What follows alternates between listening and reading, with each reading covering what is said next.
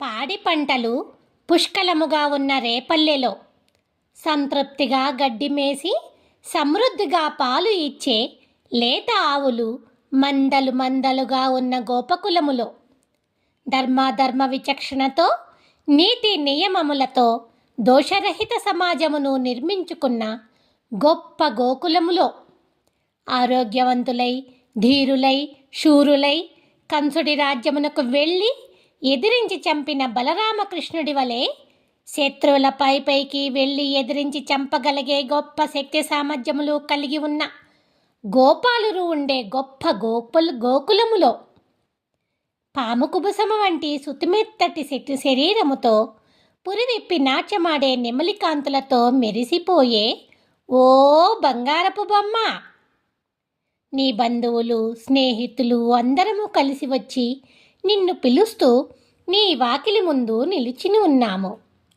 నువ్వు మాత్రము కదలక మెదలక నిద్రపోతున్నావు. ఎంత పిలిచినా ఒక్క మాటైనా మాట్లాడవు. మనము చేయు వ్రతమును మరిచిపోయి నిద్రపోతున్నావా? ఓ భాగ్యవంతురాలా, లేచిరా. నాకేమిటి, నాకు అన్నీ ఉన్నాయి. ఆ లక్ష్మీదేవియే నాతో ఉన్నది. అటువంటప్పుడు ఆ వ్రతమును చెయ్యకపోయినా నాకు వచ్చే నష్టమేమీ లేదు అనే నిర్లక్ష్యము నీకు వచ్చినదా ఏమిటి? భగవంతుడైన శ్రీయపతిని సేవిస్తేనే కదా ఆయనతో పాటు ఆ అష్టలక్ష్మి కూడా మనతో ఎల్లప్పుడూ వదిలిపెట్టకుండా ఉండిపోయేది. అందుకే నువ్వు వెంటనే నిద్రలేచి వచ్చి మాతో కలువు అని ఆండాళ్ళ తల్లి మనలోని నిర్లక్ష్యమును వెళ్ళగొడుతూ ఆరవ గోపికను మేల్కొల్పుతూ తన అభిప్రాయమును చెబుతున్నది. గొప్ప ఐశ్వర్యవంతుడి చెల్లెలా, తెల్లవారినది, నిద్రలేచిరా. పాలు తీసేవారు ఇంకా రానందువలన మీ ఇంటి వద్ద ఆవుల పొదుగులు బరువెక్కి పాలు కారి మీ ఇంటి వాకిటి అంతా బురద అయినది. మాకు నిలవడానికి చోటు లేక ఇంటి కింద నిలుచుని ఉన్నాము. ఇంతకుముందు భగవంతుడి ఆలోచననే లేని మనస్సు కరిగి మెత్తబడి ఆవుల పొదుగుల నుండి వచ్చే పాలవలే ఆర్ద్రత పొందుతున్న ఆ అన్నకు చెల్లివై ఉన్న నువ్వు ఇంకా నిద్రిస్తూనే ఉన్నావా? లేచిరా. రామావతారమున దక్షిణ దిక్కున ఉన్న అందమైన లంకా నగరమునకు రాజు అయిన రావణాసురుడిని చంపిన మనోహరుడు, ఆ సర్వేశ్వరుడు, ఆ శ్రీరామచంద్రుడి కళ్యాణ గుణములను పాడుతున్నాము.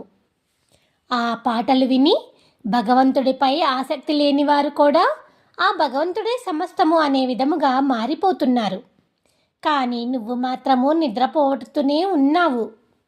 ఏమిటి మాట్లాడడం లేదు? ఇదేమి గాఢ నిద్ర తల్లి? ఈ ఊరిలోని చుట్టుపక్కల వారందరూ లేచి మన వ్రతము గురించి తెలుసుకుంటున్నారు. ఇకనైనా నువ్వు నిద్రలేచి వచ్చి మాతో కలువు అని ఆండాళ్ళ తల్లి మనలోని భక్తిభావముతో కూడుకున్న ఆర్ద్రతను 7వ గోపికగా మేల్కొల్పుతూ తన అభిప్రాయమును చెబుతున్నది. తామర పువ్వుపై తుమ్మెదలు వాలినట్లుగా ఉన్న కన్నుల దానా, అటు ఇటు తిప్పే పెద్ద పెద్ద కన్నులతో ఆ భగవంతుడిని చూడాలి అనే ఆనందముతో అందమైన నీ కన్నులు మరింత అందముగా వెలిగిపోతూ ఉండాలి. కానీ నువ్వు ఈ విధముగా కళ్ళు మూసుకుని ఉండడం మంచిదేనా? నిద్రలేచిరా. గురువు అనే నక్షత్రము అస్తమించి జ్ఞానమునకు ప్రతీకైన శుక్రుడు అనే నక్షత్రము ఉదయించి తెల్లారినది. లేచిన పక్షులు కూస్తూ ఆహారము గురించి ఎగిరిపోతున్నవి. ఆ భగవంతుడిని ఎప్పుడెప్పుడు చూస్తామా అనే తాపత్రయముతో మా శరీరములో తాపముతో వేడెక్కుతున్నాయి. పక్షి రూపముతో వచ్చిన బకుడు అనే రాక్షసుడిని చంపిన శ్రీకృష్ణుడి లీలలను గానము చేస్తూ మిగిలిన వారందరూ స్నానము చేయడానికి నదికి వెళ్ళారు. నువ్వు కూడా ఆ భగవంతుడిని కీర్తిస్తూ స్నానము చేద్దుగాని రా. నిద్ర లేచిరా. నువ్వు మాతో కలవక కపటముతో ఒంటరిగా ఒక్కదానివే ఈ నోమును నోచుకోవచ్చు అనుకుంటున్నావేమో. ఆ విధముగా చేస్తే ఆత్మను దొంగతనము చేసినంత మహాపాపము వస్తుంది. కనుక నువ్వు వెంటనే నిద్రలేచి వచ్చి మాతో కలువు అని మనలోని జ్ఞానశక్తి అనే 8వ గోపికను మేల్కొల్పుతూ ఆండాళ్ళ తల్లి తన అభిప్రాయమును చెబుతున్నది.